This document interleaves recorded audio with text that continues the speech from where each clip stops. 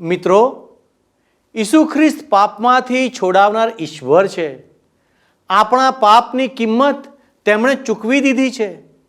તેથી જેઓ તેમના પર વિશ્વાસ કરે છે તેઓને હવે કોઈ દંડ ભરવાનો નથી. ઈસુ ખ્રિસ્તમાં તેઓ હવે મુક્ત થઈ ગયા છે. શું તેમાં તમારો સમાવેશ થાય છે?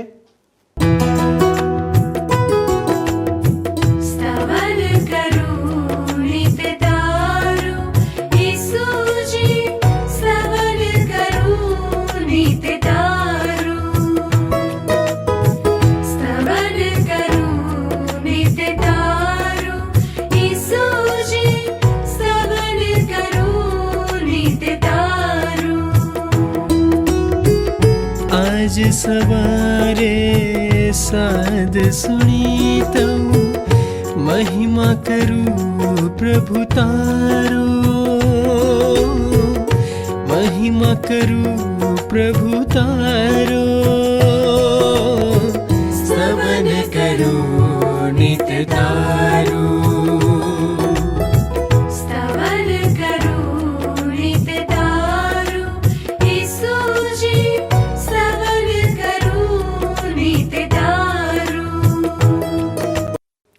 વહાલા દર્શક મિત્રો, સ્તવન કાર્યક્રમના વધુ એક અભ્યાસમાં હું તમારું સ્વાગત કરું છું.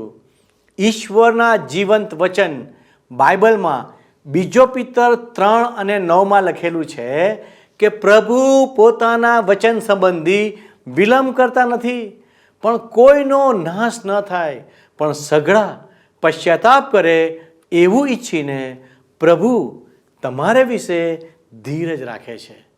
ભાલા મિત્રો, જો ઈશ્વર આપણા કર્મો પ્રમાણે આપણો હિસાબ લેશે તો આપણામાંથી કોઈ પણ વિનાશમાંથી બચી શકશે નહીં.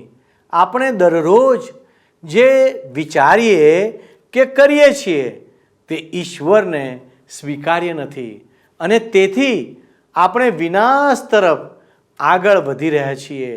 પરંતુ ઈશ્વર આપણને પ્રેમ કરે છે, તેથી જેઓ ખંતપૂર્વક ઈશ્વરની શોધ કરે છે તેઓને ઈશ્વર તક આપવા માગે છે. તેથી આપણે સ્તવન કાર્યક્રમમાં બાઇબલના એક અધ્યાયોનો અભ્યાસ દ્વારા ઈશ્વરના માર્ગો જાણવાનો પ્રયત્ન કરી રહ્યા છીએ.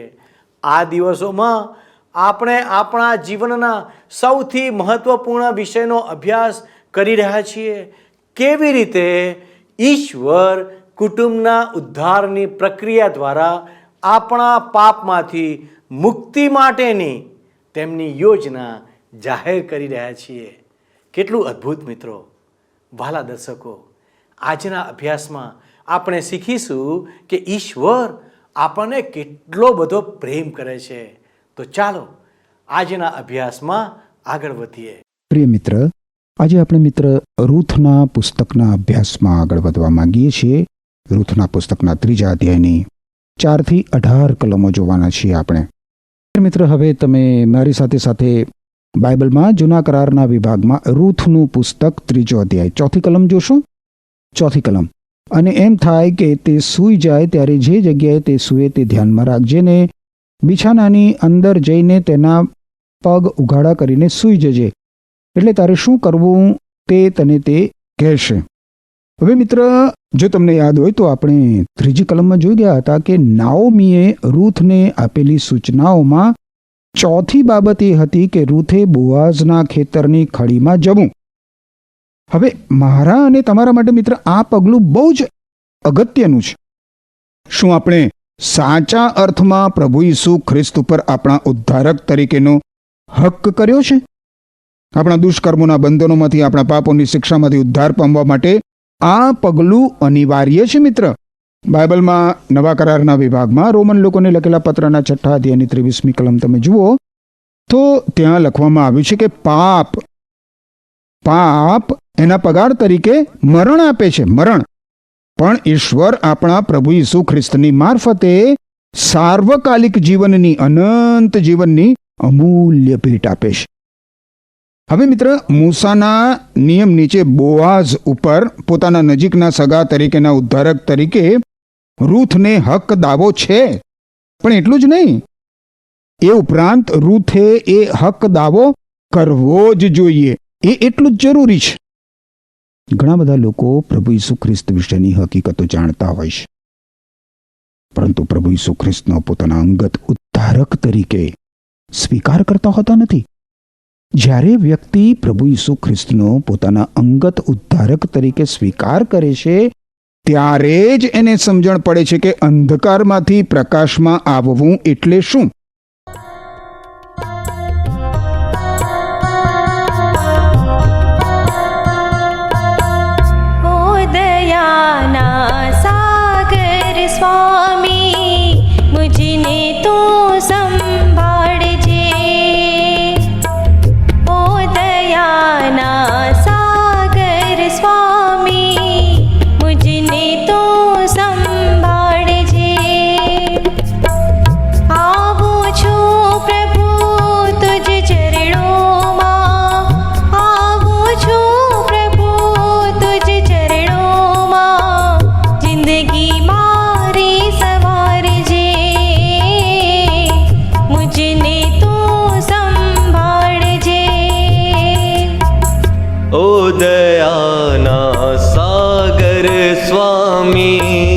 मुझने तू संभाळजे, ओ दयाना सागर स्वामी मुझने तू संभाळजे.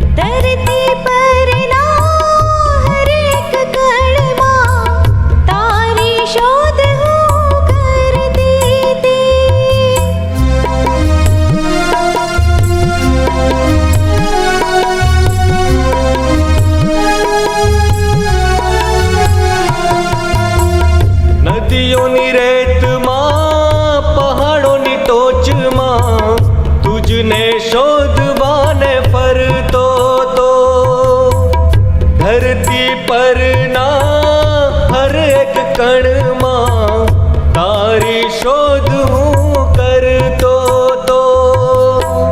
દર્શન કાજે તારા ઈસુ, દર્શન કાજે તારા ઈસુ, દિલિયા મારું જંખે છે, દિલિયા મારું જંખે છે.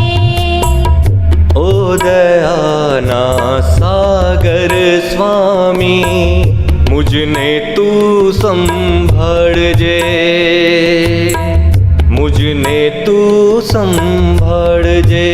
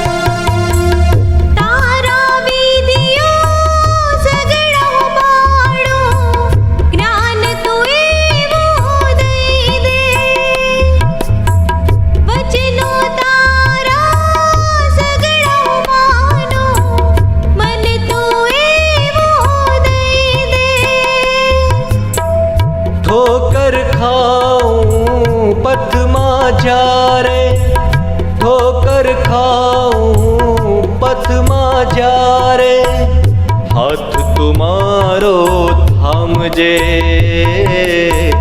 મુજને તું સંભાળજે. ઓ દયાના સાગર સ્વામી, મુજને તું સંભાળજે. ઓ દયાના સાગર સ્વામી, મુજને તું સંભાળજે. આવું છું પ્રભુ તુજ ચરણોમાં, આવું છું પ્રભુ તુજ ચરણોમાં, જિંદગી મારી સવારજે, મુજને તું સંભાળજે. ઓ દયાના સાગર સ્વામી, મુજને તું સંભાળજે. મુજને તું સંભાળજે. મુજને તું સંભાળજે. નાઓમીએ રૂથને બોઆઝ પાસે જવાની સૂચના આપી. આપણે 4 થી 6 કલમો જોઈએ. અને એમ થાય કે તે સૂઈ જાય ત્યારે જે જગ્યાએ તે સૂવે તે ધ્યાનમાં રાખજે ને બિછાનાની અંદર જઈને તેના પગ ઉઘાડા કરીને સૂઈ જજે, એટલે તારે શું કરવું તે તને તે કહેશે. ત્યારે તેણે તેને કહ્યું, જે તું કહે છે તે સર્વ હું કરીશ. પછી તે ખળીએ ગઈ ને તેની સાસુએ તેને જે ફરમાવ્યું હતું તે સર્વ પ્રમાણે તેણે કર્યું. નાઓમી રૂથને જે કંઈ કરવાનું કહે છે એમાં કશું ખોટું નથી મિત્ર. જો એ ખોટું હોત તો નાઓમીએ રૂથને એવું કરવાનું ક્યારેય કહ્યું જ ના હોત. ખેતરની ખળી એ તો એક જાહેર સ્થાન હતું, અને અનાજ ઉપણ્યા પછી, સામૂહિક ધાર્મિક પર્વ પાળ્યા પછી બધા લોકો ઘઉંની આસપાસ સામૂહિક રીતે સૂઈ જતા હતા, અને એટલે ત્યાં કશુંક અનૈતિક બનવાની તો સહેજ પણ સંભાવના નહોતી. 7મી ને 8મી કલમ આપણે જોઈએ તો ત્યાં લખવામાં આવ્યું છે, બોઆઝ ખાઈ પી રહ્યો ને તેનું મન મગ્ન થયું, એટલે અનાજના ઢગલાની બાજુએ જઈને તે સૂતો. ત્યારે તે ધીમેથી આવીને તેના પગ ઉઘાડા કરીને સૂઈ ગઈ. મધરાતે એમ થયું કે તે માણસ ચમકી ઉઠ્યો ને તેણે પાછું ફેરવ્યું તો તેના પગ આગળ એક સ્ત્રી સૂતેલી હતી. તમે જુઓ મિત્ર, બોઆઝ ચમકી ગયો. એણે ઓઢેલી ચાદર એના પગ ઉપરથી ખસેડી નાખવામાં આવી હતી. એ બેઠો થયો અને જોયું તો એના પગ પાસે એક યુવતી સૂતેલી હતી. આગળ 9મી કલમ કહે છે, રૂથનું પુસ્તક 3 અધ્યાય 9મી કલમ. તેણે પૂછ્યું, તું કોણ છે? ત્યારે તેણે ઉત્તર આપ્યો કે હું તારી દાસી રૂથ છું. તારો છેડો લંબાવીને આ તારી દાસી પર ઓઢાડ, કેમ કે તું નજીકનો સગો છે. તમે જુઓ મિત્ર, આ રૂથ બોઆઝને શું કહે છે? રૂથ કહે છે કે તું મારો નજીકના સગા તરીકેનો ઉદ્ધારક બન. રૂથની આ માગણીથી બોઆઝની વિચારસરણી તદ્દન બદલાઈ ગઈ. હવે તમે સાંભળો આ બોઆઝ શું કહે છે. 10મી કલમ. ત્યારે તેણે કહ્યું, મારી દીકરી, તું યહોવાથી આશીર્વાદિત હો. પ્રથમના કરતાં છેવટે તે અધિક માયા બતાવી છે, કેમ કે ગરીબ કે તવંગર જુવાનિયાની પાછળ તું ગઈ નહીં. બીજા શબ્દોમાં જોઈએ તો બોઆઝ રૂથને એમ કહે છે કે તું અહીં આવી ત્યારે કોઈ યુવાનનો પતિ તરીકે શિકાર કરવા આવી નહોતી. રૂથે તો શાંત નિવૃત્ત સ્થિતિ સ્થાન ધારણ કરી લીધું હતું, પરંતુ હવે રૂથ બોઆઝ પર પોતાના નજીકના સગા તરીકેના ઉદ્ધારકનો હક કરે છે. બોઆઝ એ પ્રમાણે કરવાથી અચકાતો નથી. આપણે મિત્ર ઈશ્વરનો આભાર માનીએ કે ઈશ્વરે આપણા માટે તેમના પુત્ર પ્રભુ ઈસુ ખ્રિસ્તમાં આપણા ઉદ્ધારકની જોગવાઈ કરી છે. બાઇબલમાં તમે યોહાન અનુસાર શુભ સંદેશ જુઓ નવા કરારના વિભાગમાં, તો એના 3 અધ્યાયની 16મી કલમમાં લખવામાં આવ્યું છે કે ઈશ્વરે દુનિયા ઉપર એટલો પ્રેમ કર્યો કે તેમણે પોતાનો એકનો એક પુત્ર પ્રભુ ઈસુ ખ્રિસ્ત આપી દીધો, જેથી ઈસુ ખ્રિસ્ત ઉપર જે કોઈ વિશ્વાસ મૂકે તે સાર્વકાલિક મરણ ન પામે, પરંતુ સાર્વકાલિક જીવન પ્રાપ્ત કરે. ઈશ્વર સાથેનો આપણો સંબંધ મિત્ર એ તો પ્રેમ સંબંધ છે. પ્રેમ સંબંધ. પ્રભુ ઈસુ ખ્રિસ્તે આપણા ઉપર પ્રેમ કર્યો અને આપણા પાપોમાંથી આપણો ઉદ્ધાર થાય તે માટે પોતાની જાત પ્રભુ ઈસુ ખ્રિસ્તે અર્પી દીધી.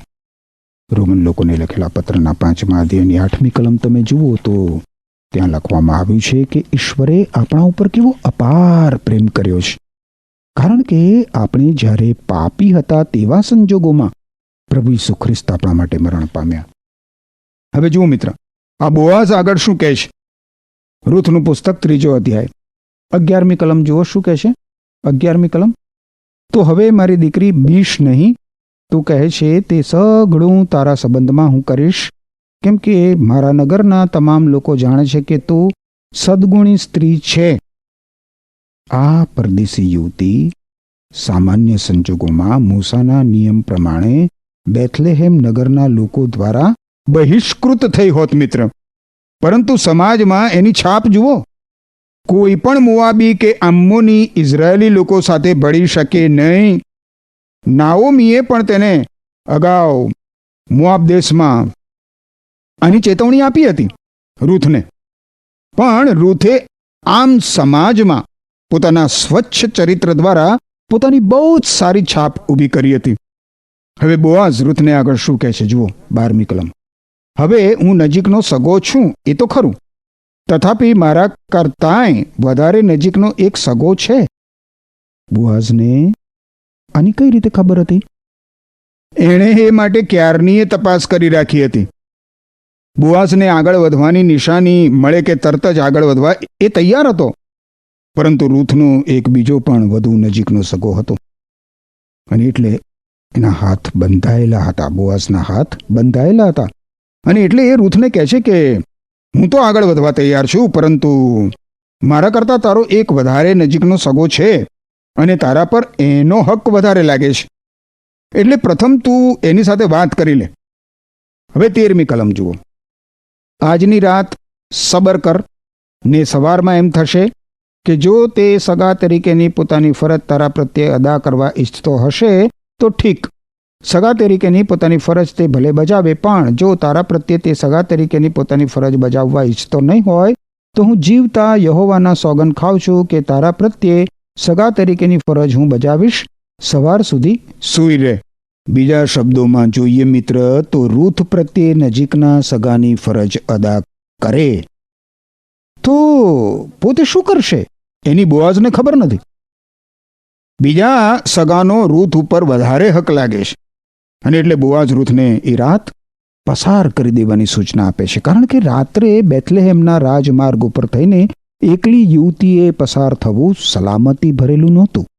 14મી કલમ કહે છે, અને સવાર સુધી તેના પગ આગળ તે સૂઈ રહી, અને મળસ્કું થતાં પહેલાં તે ઉઠી ગઈ, કેમ કે તેણે કહ્યું હતું કે ખળીમાં કોઈ સ્ત્રી આવી હતી, તેની કોઈને ખબર ન પડે.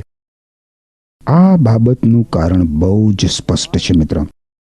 બોઆઝ નહોતો ઈચ્છતો કે રૂથનો વધુ નજીકનો સગો જાણે કે રૂથ એ રાત્રિ દરમિયાન બોઆઝના ખેતરની ખળીમાં હતી, કારણ કે એનાથી ગેરસમજ ઊભી થવાની બહુ જ મોટી શક્યતા હતી. 15મી કલમ શું કહે છે? તેણે કહ્યું, તારા અંગ પરનું ઓઢણું લાવીને તે પહોળું કર. ત્યારે તેણે તે પહોળું કર્યું, એટલે તેણે 6 માપ જવ તેમાં બાંધીને તેને માથે ચઢાવ્યા, પછી તે નગરમાં ગઈ. બોઆઝ રૂથને બહુ જ ઉદાર ભેટ આપે છે. આગળ 16મી કલમમાં લખ્યું છે, તે પોતાની સાસુ પાસે પાછી આવી ત્યારે તેને પૂછ્યું, મારી પુત્રી, કેમ, ત્યાં શું થયું? ત્યારે પેલા માણસે તેને જે કર્યું હતું તે સર્વ તેને કહ્યું. બીજા શબ્દોમાં આપણે જોઈએ તો નાઓમી રૂથને પૂછે છે કે બોઆઝ રૂથની સાથે લગ્ન કરવા તૈયાર થઈ ગયો કે નહીં? હવે 17મી ને 18મી કલમ જુઓ. વળી તેણે કહ્યું કે તેણે આ 6 માપ જવ મને આપ્યા, કેમ કે તેણે કહ્યું કે તારી સાસુ પાસે ખાલી હાથે ન જા. ત્યારે તેણે કહ્યું, મારી પુત્રી, આ બાબતનું શું પરિણામ આવશે તે જાણતા સુધી તું છાનીમાની બેસી રહે, કેમ કે એ કામ આજે પૂરું કર્યા વિના તે માણસ જંપવાનો નથી. નાઓમી રૂથને કહે છે કે હવે તું ઘરમાં શાંતિથી અને આરામથી રાજો. જે પગલાં ભરવાના છે એ પગલાં તો બોઆઝ ભરશે, અને અવશ્ય એ ભરશે જ. બોઆઝ ઉપર તું ભરોસો રાખ. ઉદ્ધારનું કાર્ય એનું કાર્ય છે. મિત્ર, આપણા દુષ્કર્મોના બંધનોમાંથી, આપણા પાપોની શિક્ષામાંથી આપણો ઉદ્ધાર થાય, એવો એક ઉદ્ધારક હોવો આપણા માટે કેટલા આનંદની વાત છે. પ્રભુ ઈસુ ખ્રિસ્ત આપણા અજોડ ઉદ્ધારક છે. આપણા માટે ઈશ્વરની એ કેટલી અદ્ભુત ભેટ છે મિત્ર. આપણો ઉદ્ધાર સિદ્ધ કરવા માટે પ્રભુ ઈસુ ખ્રિસ્તે બધું જ કાર્ય કર્યું છે. તમને અને મને ઉદ્ધારના વિશ્રામમાં પ્રવેશ કરાવવા માટે ઈશ્વર આમંત્રણ આપે છે, કારણ કે પ્રભુ ઈસુ ખ્રિસ્તે આપણા ઉદ્ધારનું કાર્ય સંપૂર્ણ કર્યું છે. સંપૂર્ણ. પ્રભુ ઈસુ ખ્રિસ્તે તેમની મધ્યસ્થીની પ્રાર્થનામાં ઈશ્વર પિતાને શું કહ્યું હતું? જુઓ, યોહાન અનુસાર શુભ સંદેશ 17મો અધ્યાય 4થી કલમ. પ્રભુ ઈસુ ખ્રિસ્ત ઈશ્વર પિતાને મધ્યસ્થીની પ્રાર્થનામાં કહે છે કે હે ઈશ્વર પિતા, મેં પૃથ્વી પર તમારો મહિમા પ્રગટ કર્યો છે. જે કાર્ય તમે મને સોંપ્યું હતું તે મેં પૂરું કર્યું છે. જે કાર્ય તમે મને સોંપ્યું હતું તે મેં પૂરું કર્યું છે. હવે મિત્ર, આ કાર્ય ક્રૂસ ઉપર પ્રભુ ઈસુ ખ્રિસ્તે સિદ્ધ કરેલા ઉદ્ધારનું કાર્ય હતું. ક્રૂસ ઉપર લટકતા લટકતા પ્રભુ ઈસુ ખ્રિસ્તે કહ્યું હતું, સંપૂર્ણ થયું. સંપૂર્ણ થયું. યોહાન અનુસાર શુભ સંદેશ 19મો અધ્યાય 30મી કલમ પ્રમાણે. હવે પ્રભુ ઈસુ ખ્રિસ્તે જ્યારે કહ્યું કે સંપૂર્ણ થયું, ત્યારે મારા અને તમારા ઉદ્ધારનું કાર્ય સંપૂર્ણ સિદ્ધ થઈ ગયું છે. આ કાર્ય સિદ્ધ કરવા પ્રભુ ઈસુ ખ્રિસ્તે સંપૂર્ણ કિંમત ચૂકવી દીધી છે. રોમન લોકોને લખેલા પત્રના 3 અધ્યાયની 25મી કલમમાં લખ્યું છે કે ઈશ્વરે પ્રભુ ઈસુ ખ્રિસ્તને બલિદાન થવા આપ્યા. ઈસુ ખ્રિસ્તના મરણ દ્વારા ઈશ્વરનો મનુષ્યના પાપની વિરુદ્ધનો કોપ દૂર થાય છે, અને એમ ઈસુ ખ્રિસ્ત પર વિશ્વાસ કરનાર માણસોના પાપ ઈશ્વર માફ કરે છે. આમાં માણસને પોતાની સાથે સીધા સંબંધમાં લાવવાનો ઈશ્વરનો હેતુ પ્રગટ થાય છે. ઉદ્ધારનું કાર્ય એ તો પ્રભુ ઈસુ ખ્રિસ્તનું કાર્ય છે મિત્ર, જે તેમણે આપણા માટે સિદ્ધ કર્યું હોવાથી મારે અને તમારે ઉદ્ધારના એ સંપૂર્ણ કાર્યમાં હવે માત્ર પ્રવેશ કરવાની જરૂર હોય. માત્ર પ્રવેશ કરવાની જરૂર છે. પ્રભુ ઈસુ ખ્રિસ્ત પર ભરોસો કરનાર હૃદયમાં પછી તો મિત્ર અદ્ભુત શાંતિ પથરાઈ જાય છે. આપણા ઉદ્ધાર માટે ઈશ્વરને આપણા પ્રયત્નોની જરૂર નથી. આપણા ઉદ્ધાર માટે ઈશ્વર આપણી પાસેથી કંઈ પણ સ્વીકારતા નથી. સૌ પ્રથમ તો ઈશ્વરને અર્પવા માટે મારી અને તમારી પાસે કશું છે જ નહીં મિત્ર. તમે ને હું તો સાવ દેવાળિયા છીએ. મારે અને તમારે તો ઈશ્વર પાસેથી બધું પ્રાપ્ત કરવા માટે આવવાનું હોય છે. આપણા ઉદ્ધાર માટે જેમ મૂસાએ સર્પને ઊંચો કર્યો હતો, તેમ પ્રભુ ઈસુ ખ્રિસ્તને ક્રૂસ ઉપર ઊંચા કરવામાં આવ્યા મિત્ર. યોહાન અનુસાર શુભ સંદેશના 3 અધ્યાયની 14મી અને 15મી કલમમાં લખ્યું છે, જે પ્રમાણે મોશેએ વેરાન પ્રદેશમાં થાંભલા પર પિત્તળના સાપને ઊંચો કર્યો હતો, તે જ પ્રમાણે માનવ પુત્ર ઊંચો કરાવવો જ જોઈએ, જેથી જે કોઈ ઈસુ ખ્રિસ્ત ઉપર વિશ્વાસ મૂકે તેમને તેમનામાં સાર્વકાલિક જીવન પ્રાપ્ત થાય. મને અને તમને મિત્ર ઈશ્વર ક્રૂસ ઉપર પ્રભુ ઈસુ ખ્રિસ્તે કરેલા કાર્યને આધારે બચાવે છે. ઈશ્વર કેવી રીતે મને અને તમને બચાવે છે મિત્ર? ઈસુ ખ્રિસ્તે ક્રૂસ ઉપર જે કાર્ય કર્યું છે એના આધારે બચાવે છે. ઈસુ ખ્રિસ્ત આ જ કારણસર 2000 વર્ષ પૂર્વે આ પૃથ્વી ઉપર આવ્યા હતા. બાઇબલમાં તમે નવા કરારના વિભાગમાં હિબ્રુ લોકોને લખેલો પત્ર જુઓ તો એના 10મા અધ્યાયની 5મી કલમમાં લખ્યું છે કે આ જ કારણથી જ્યારે ઈસુ ખ્રિસ્ત આ દુનિયામાં આવવાના હતા, ત્યારે તેમણે ઈશ્વરને કહ્યું, તમે બલિદાનો અને અર્પણો ઈચ્છતા નથી, પરંતુ તમે મારા માટે શરીર તૈયાર કર્યું છે. મારા માટે શરીર તૈયાર કર્યું છે. મિત્ર, ઈશ્વર આપણી પાસેથી બલિદાન અને અર્પણો ઈચ્છતા નથી.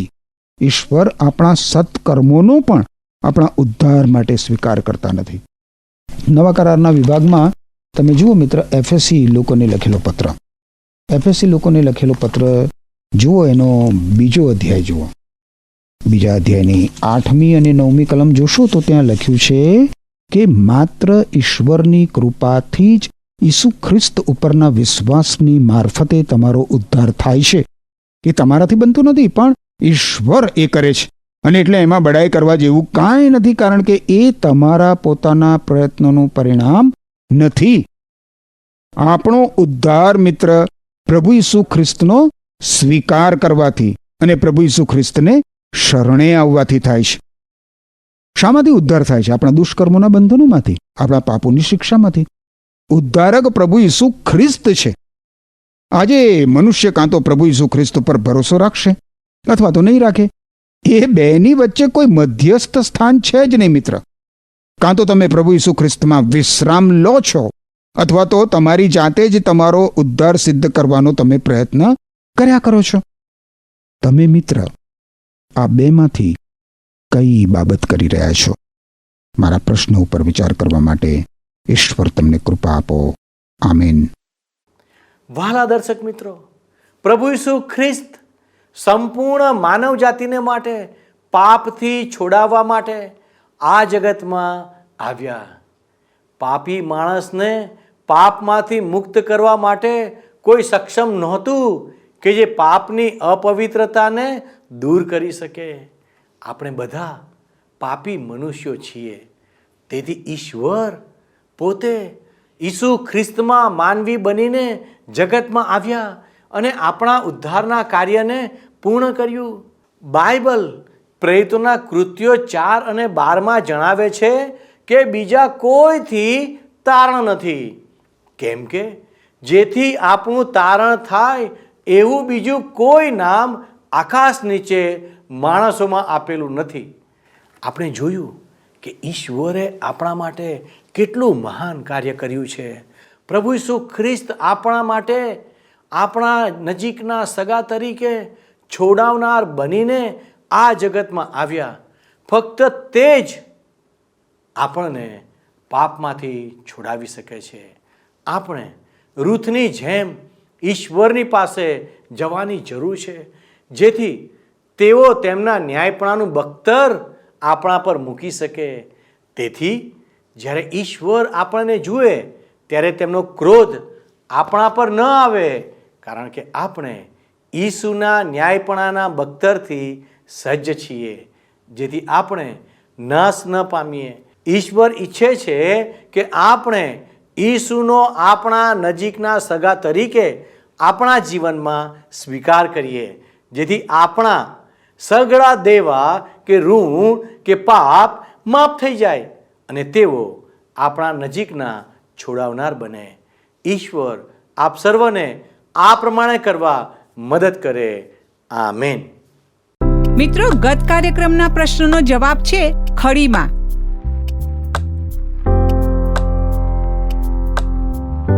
મિત્રો, આજનો પ્રશ્ન છે, બોઆઝ ક્યાં સૂઈ ગયો?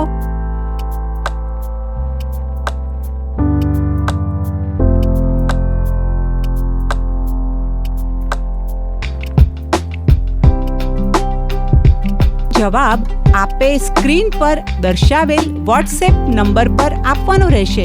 કાર્યક્રમ દરમિયાન પૂછેલા પ્રશ્નનો સાચો જવાબ આપનાર વિજેતાઓના નામ દર મહિનાના પ્રથમ સોમવારે જાહેર કરવામાં આવશે.